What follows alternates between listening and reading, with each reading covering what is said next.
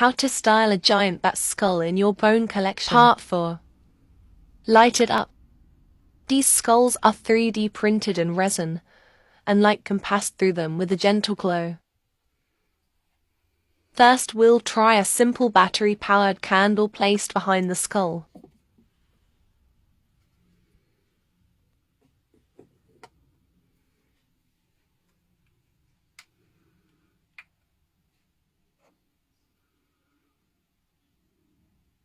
Now a string of these tiny lights on a wire.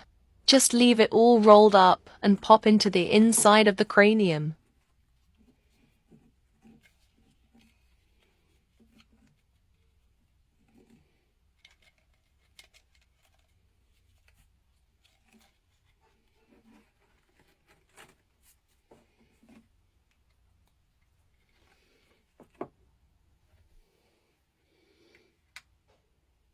So moody and spooky.